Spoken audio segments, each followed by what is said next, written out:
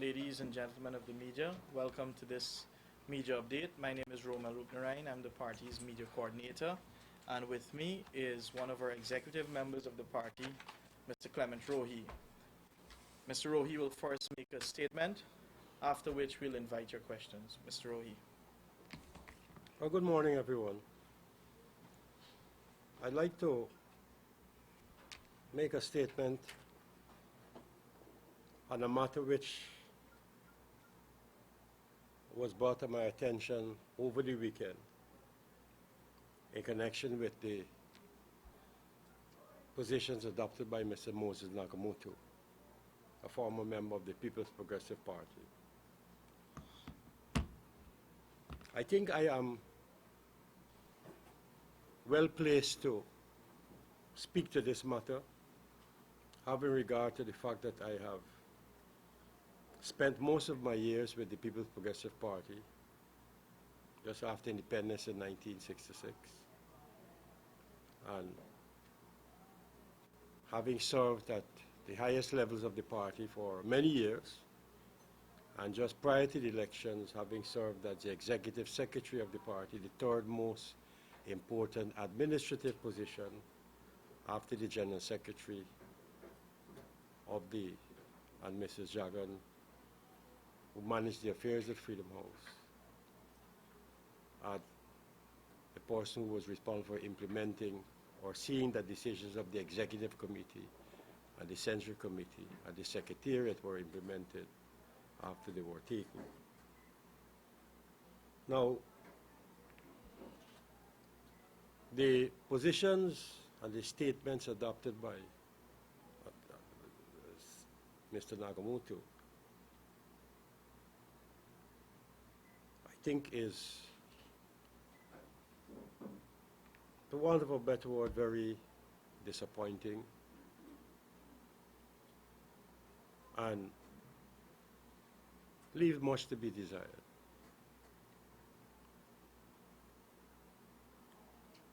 Mr. Nagamutu projects himself in these statements as the only person with integrity, honesty, and honor in the PPP. And as a result of what he perceived to be an erosion of these sacred principles by those of us who are in the leadership of the party, decided to jump ship and get on the bandwagon of the AFC. Well, from that, it seems to me that what he seems to be telling us is that he's the only honest, he's the only decent, he's the only honorable person within the PPP. And all of us are dishonorable men, all of us are dishonest men, all of us are men and women without integrity in the leadership of the party, which I found very astounding. Now, the most that I would say to that at this point this time is to say good riddance to him and to alert the AFC of the baggage that he's bringing with him onto their bandwagon.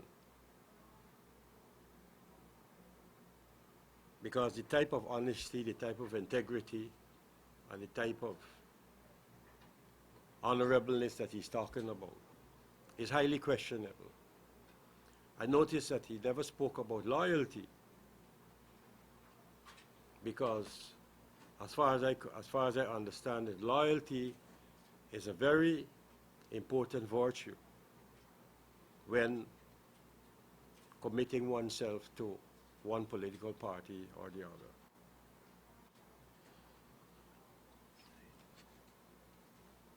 This saga that we have witnessed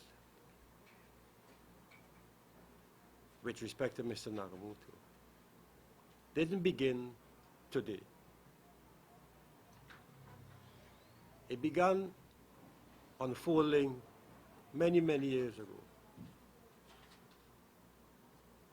Since in the days of the PYO, during the 1972 to 74 period, when the PYO held a Congress at Grove,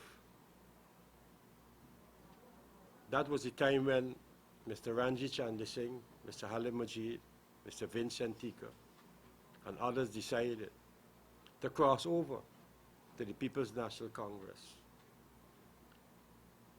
under the banner that the People's Progressive Party in those days should give uncritical support to the People's National Congress. Whereas, on the contrary, the People's Progressive Party, under the leadership of Dr. Jagan at that time, declared that they would be giving critical support to the People's National Congress. Halim Majid, Vincent Tika, and Ranjit Chandra Singh were not supportive of that line. And to manifest their views in concrete terms, they resigned from the PPP and went over to the PNC. As you know, Mr. Chandra Singh eventually ended up as a vice president of the PNC. Mr. Tika ended up as an education minister of the PNC. And Mr. Chandra Singh, Mr. Halim Majid, ended up as an advisor in the office of the president. Mr. Nagamoto was at that time expected to join the ranks of those individuals. But for reasons unknown to us, decided to stay with the PPP.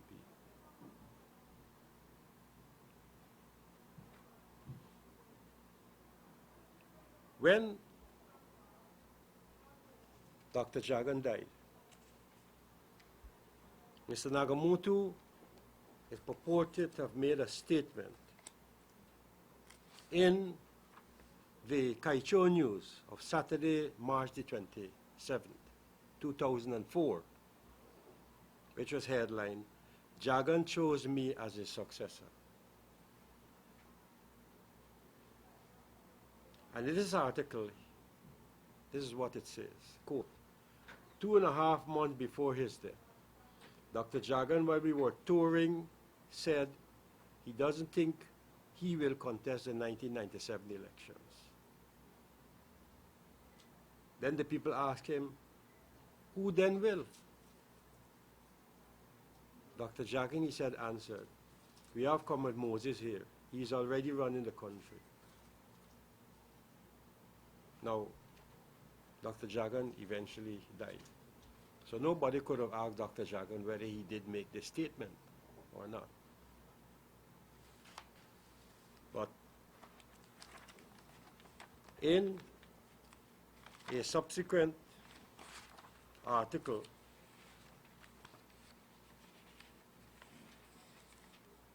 in one of the newspapers, Mr. Ramatar, who became the General Secretary subsequently,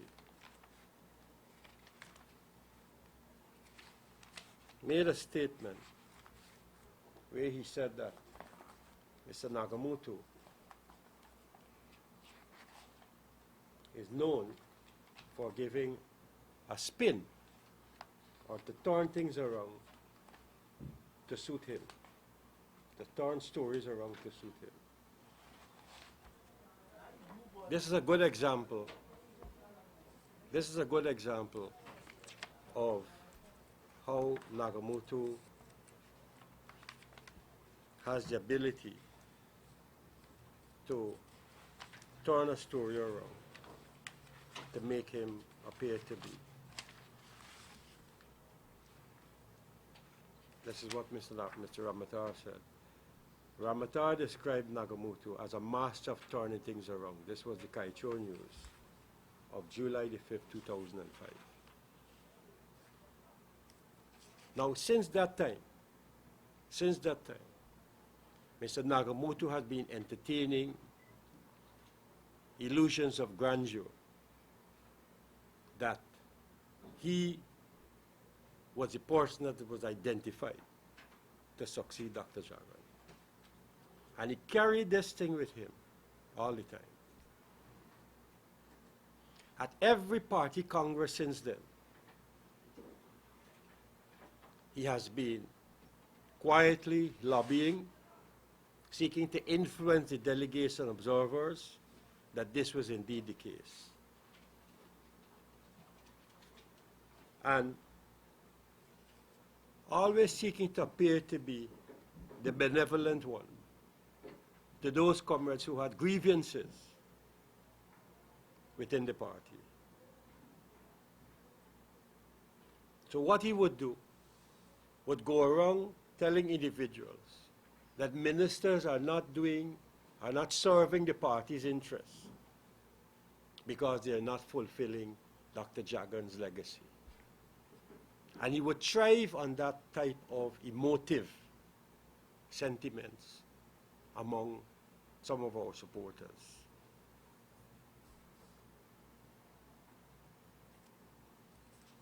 Subsequently, you may recall, Ramjatan was expelled from the People's Progressive Party. And after Ramjatan was expelled from the People's Progressive Party, Nagamoto decided to take up the cudgels of Ramjatan. This is what Nagamoto said in 2004 about Ramjatan. Quote, in the same Kaicho News newspaper. Quote, Ramjatan is a man I want in my team.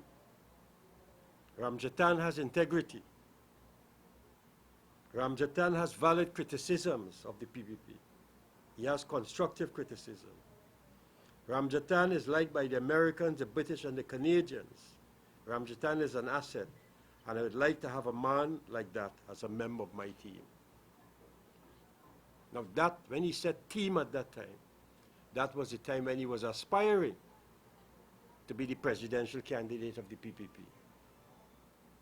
And he was pushing this line in support of Ramjatan. All the time being a member of the People's Progressive Party.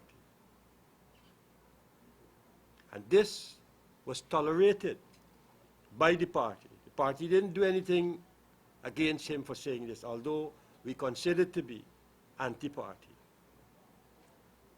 Because the party had already taken a position with respect to Ramjatan.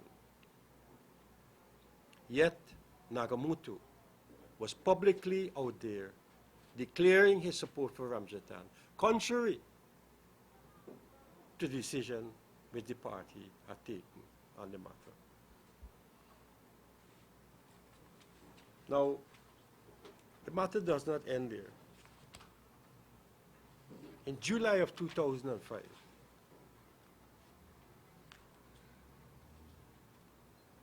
this is what Mr. Nagamoto said. Asked whether he would join in the third force. Nagamoto, before this, had welcomed the establishment of a third force, meaning the AFC. And in the Starbuck News of July the 3rd, 2005, this is what, when asked by a journalist a certain question, this is what he had to say. Asked whether he was joining the third force, meaning the AFC, being promoted by ousted PPP executive member Kemraj Ramjatan and former PNC member Raphael Trotman. Nagamoto said that he has not closed the door to the PPP, and he has not resigned from the PPP. However, he said, who knows? Even then, uncertain can happen, but at this time, I'm not giving it a thought. Now, he went on in this article to speak in glowing terms of the third force, come AFC.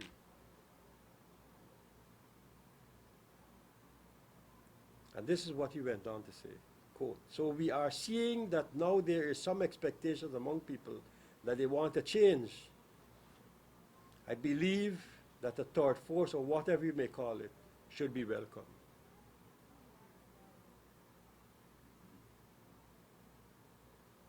Finally, in the said article, he said, I cannot find a platform in the PP to advance those ideals which I have been associated with all my life. I certainly will find a platform elsewhere once the people are receptive to what I have to offer. And then comes the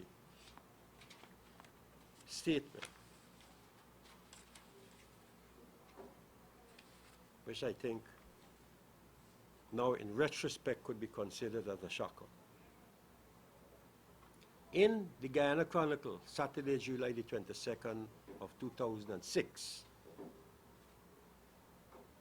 asked to comment on earlier speculation that he might have thrown his weight with the Alliance for Change AFC slate, Nagamootoo made it clear that his position, quote, from day one has always been PPP and PPP alone, end of quote. If I should ever leave the party, I will never join any other party, end of quote. This is Mr. Nagamootoo. If I will ever leave the party, I will never join any other party, end of quote. That's in 2006. So I make these references not only because I want to delve into history, but because I want to show that this transformation of Mr. Nagamootoo into an agent of change vis-a-vis the AFC has been in hibernation for quite some time. Has been in hibernation for quite some time. And now we have today the position that he has finally brought to closure this episode that has been with us for quite some time.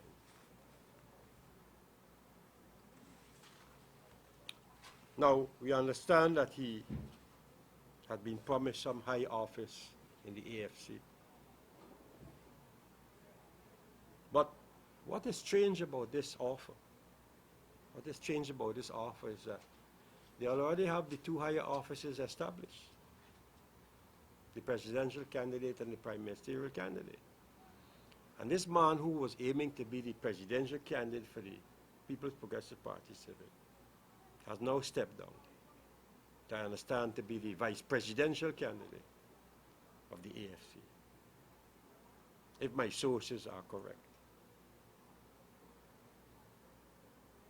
Now, this man has claimed that we have betrayed Dr. Jagan's legacy. But I want to say this as a long-standing member of the PPP. If that was indeed so, I would not be sitting at this press conference here this morning. So it appears as though everybody else in the PPP leadership currently has betrayed the legacy of Dr. Jagan, and Nagamootoo is the only upholder and defender of Dr. Jagan's legacy. The lone man standing, so to speak. The question is, how true is that? But we will know that on November the 28th, or by November the 29th.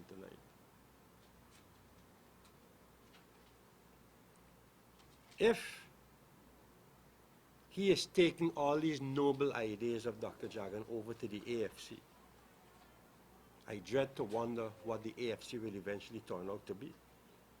Is he going to change the AFC and transform the AFC along the legacies of Dr. Jagan? Will he be allowed to do that? I don't know. But it would seem to me that we have some strange bedfellows now in this gathering within the AFC.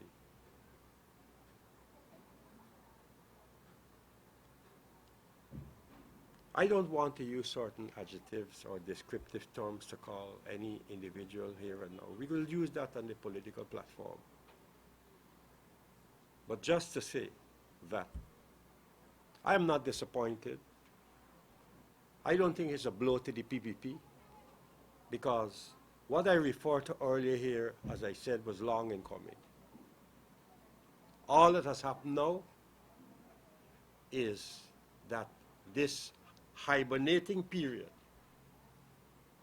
has now matured, and the man who claimed that he was to be, or he wanted to be, the presidential candidate, I dread to believe what would have happened to the PPP were Nagamutu to be our presidential candidate instead of Donald Ramattar. Nagamutu is of the belief that he's better than Jagdeo, he's better than Ramattar, he's better than Rohi, he's better than everybody else in the PPP. And if he doesn't get his way, it reminds me of Bornham leadership or nothing. It's either I get this position, y'all agree with me on this position, or I'm leaving. A Democratic Party doesn't operate that way. Democratic Party doesn't operate that way. No Democratic Party adheres to the whims and fancies of any individual. The last thing I wanted to say was Nagamutu was opposed when we were selecting the presidential candidate for our party. His words were that we should not focus on a single individual. His view was that we should not have a single presidential candidate. We should have an array of leaders. And that obviously he should be one of those. So I think we are at a very exciting juncture of these elections. The People's Progressive Party, Civic, will not be disturbed, will not have sleepless nights because of Nagamutu's tackathon. We have a campaign to fight. We have a campaign to wage. We have had many torn coats since the party was formed in 1950. We've had many torn coats at every elections period. We will continue to be focused. We will continue with our campaign. We will continue as we did in previous elections to aim to win the elections with a larger majority. And as the PPP juggernaut, elections juggernaut machinery rolls along, I don't want to sound arrogant here, but as this machinery, I know the capacity of this machinery. I've lived in this machinery for years. I know the capacity of this machinery. This is a powerful machinery. And the power of this machinery comes from the people themselves, comes from the electorate. It doesn't come from any coercive apparatus of the state. It doesn't come from any unnecessary support from the state. It comes from the machinery that it has built up over the years. One of the most oiled machineries for elections. And we will remain focused. All the accusations that Nagamutu made against our party,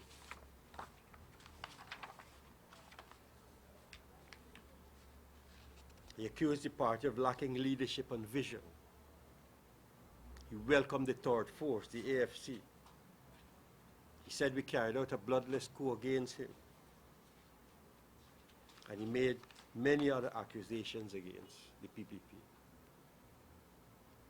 The PPP is still a force to be reckoned with in this country. And again, I don't want to sound arrogant. The PPP will continue to remain a force to be reckoned with. Because, contrary to what he said, the legacy of Dr. Jagan lives on. And finally, I think that the successes that we've achieved over the years in terms of building greater national unity and more multiracial politics in this country, this will put us in good stead to win the elections 2011 once again. Thank you. Thank you very much, Mr. Rohi. Members of the media, any questions?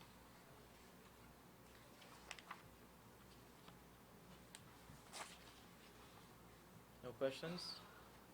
Mr. Rohi, sir, couple of things Mr. Naswood has also said in the past is that he has failed to get the party to address concerns about that was drug trafficking, corruption. How do you react? Were these concerns ever raised by him? And if so, why weren't they dealt with? Well, those concerns were raised not only by Nagamuti, they were raised by many other members in the party. And we discussed those matters thoroughly within the party. But the thing is that Nagamutu never accepted the results of our discussions. Nagamutu never accepted the conclusions of our deliberations. He wanted us to adopt his position, and his position alone. What about the collective majority view? So that was the crux of the matter. It's not that the matters weren't discussed. The crux of the matter wasn't whether the issues were discussed.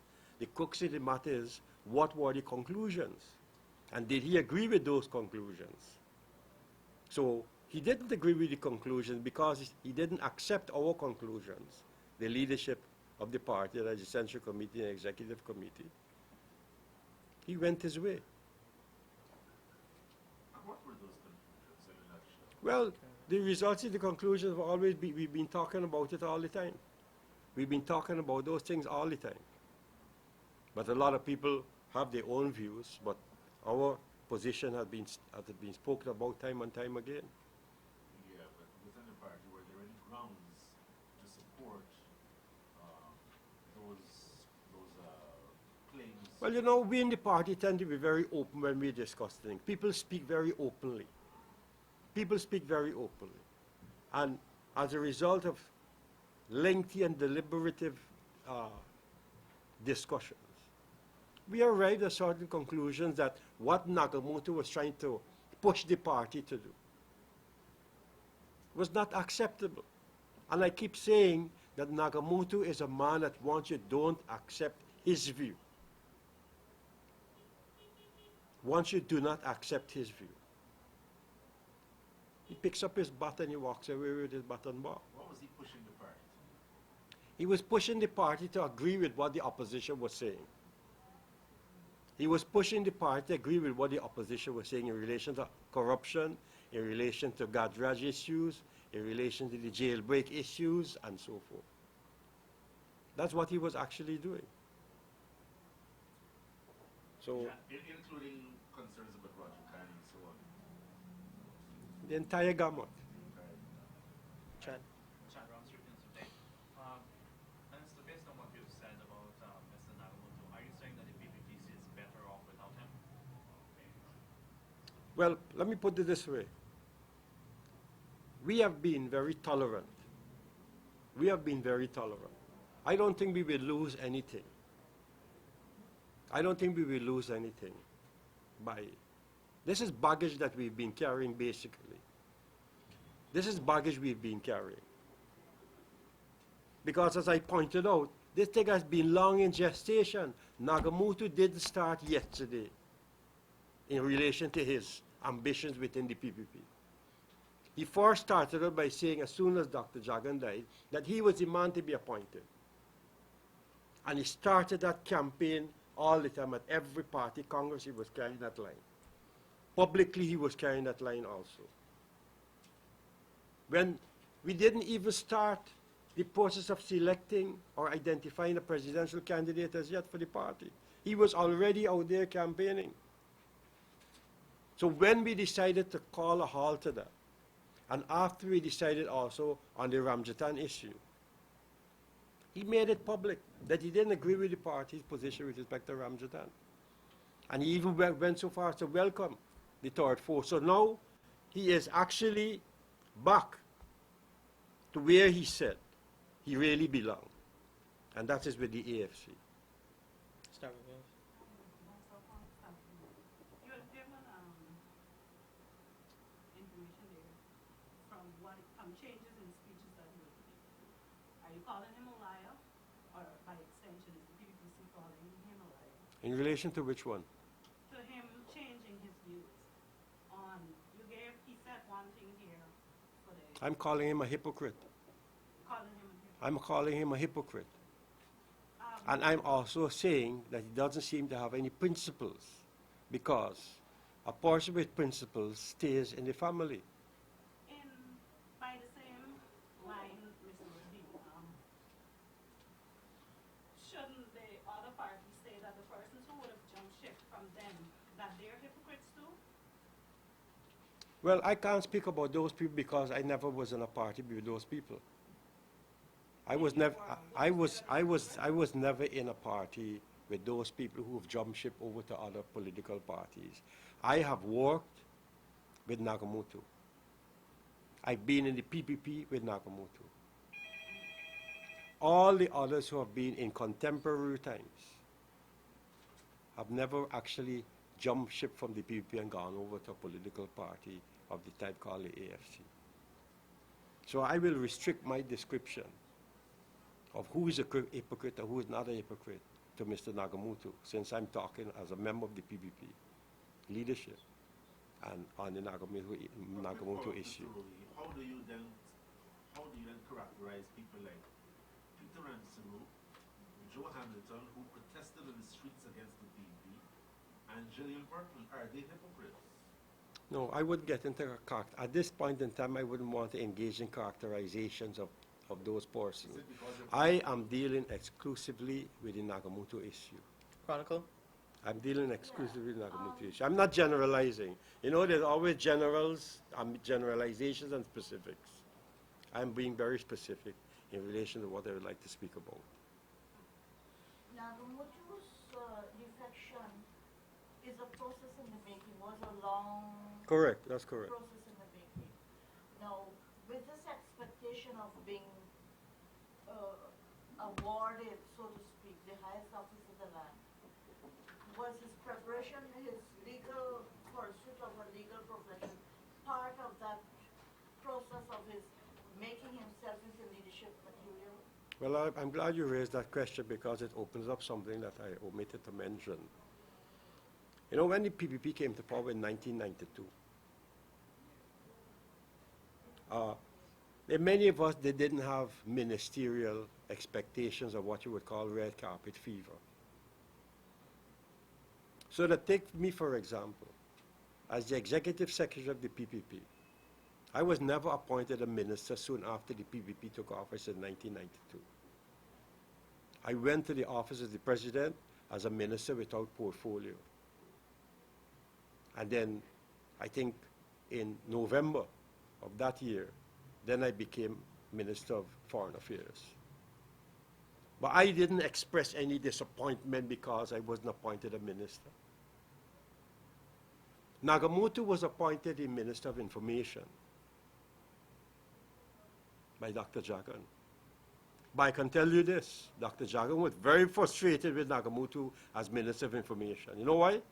Because instead of he promoting the president, he was promoting himself, using his position as Minister of Information to promote himself rather than the activities of the president like what you see today. Because he was always harboring. Even you know, they have a little thing that they print every year, I think, with the ministers on it. I don't think it was a calendar, a little poster. The cabinet. Yeah, the members of the cabinet. Even that Nagamoto would put himself, after Dr. Jagan, after Dr. Luncheon, he would put himself to be number 3. That is the type of man he was. But I know as a fact because many times Dr. Jagan would call me and tell me of how he's dissatisfied with how what some would call it propaganda, but what you would know as information, was being churned out, so to speak, in relation to the work of the president and the office of the president. The man was promoting himself rather than promoting Dr. Jagan's activities. So when the time came, you know, there was a change in government. I think there was a cabinet reshuffle. And Nagamutu was sent to the Ministry of Local Government and Regional Development. He didn't spend very long there, because in that ministry is a lot of hard work. That is a ministry that requires a lot of hard work. He didn't last long there, so he resigned, and he went to Suriname. He went to study at Cave Hill, or wherever it was, to study law. Now, you're right in the sense that, first of all, he didn't want to do this quote-unquote dirty work at the Ministry of Local Government and Regional Development. He had bigger ambitions. I'm talking about ambitions, by the way. I think there's a friend of many of the journalists here who would write, who would recognize some of the things.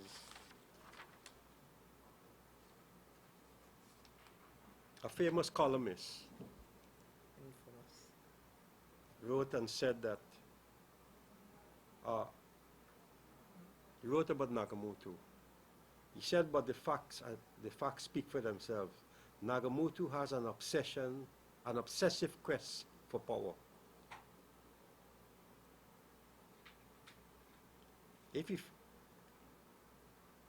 That he has this obsessive quest for power. And he went on to speak about some other things about him. I want to refer you to the Kaicho News, Tuesday, July 25th of 2006. It might be interesting for you to read what was said by this columnist. But it was all part of the process, the hibernation process. Studying law, thinking that that would, improve his possibilities to eventually acquire the presidency in Guyana. Final Yeah. question. Do you remember the Patterns of Progress series that Mrs. Jagan had initiated? Yes, I remember that. The Patterns of Progress series. Nagamutu was supposed to provide that information for that series. Mhm. And he was promoting himself and Mrs. Jagan. He structured the information that was provided, and Mrs. Jagan and Dr. Jagan called me Mhm. because I was doing the work and advised, don't take Nagamutu's line because it was all Nagamutu mainly, and the other ministries were not getting the coverage they wanted in the Patterns of Progress. Yeah. That's by the way. Yeah. Well, Nagamutu could say that, I was set up by the PPP leadership to say what I have to say today So about it. Mrs. Jagan and Dr. Jagan did not want for initially Moses Nagamutu carrying his line rather than the party's line. They were very concerned that Nagamutu was carrying his own quest for whatever, rather than the party's, the Okay. party's line and the party's Yeah. structural program. So, No. in a democratic society, aren't you allowed to choose whoever you feel is right for you? Isn't he just another citizen who's choosing who he thinks is right for him? Why not wish him well and let him go? Why what? Not wish him well and just let him go instead of arguing him. I think you're giving him, you're saying that he's all of this. Having spoken so much about him and then you'll have all the write-ups about him, it just adds to him feeling that he's probably bigger than is. Why not just tell him farewell and let him go? And just You know why? Because we're in something called politics. There's something that's called politics, and we're not in a Sunday school. Nagamutu has publicly criticized the PPP. Publicly criticized the PPP up to recently. And I'm sure he's going to launch a series of tirades this afternoon when he speaks at parade ground against the PPP, justifying where he is, why he had to do, or why he had to go where he is now. Are we to sit back by Sunday school boys and not say anything? This is what politics is all about. We have to be able to tell people out there what has changed. How this man arrived where he is today? What were the historical antecedents? And I hope that that will be conveyed by, by the media. Thank you. Thank you very much, ma'am. Dennis? You can go upstairs to that photo.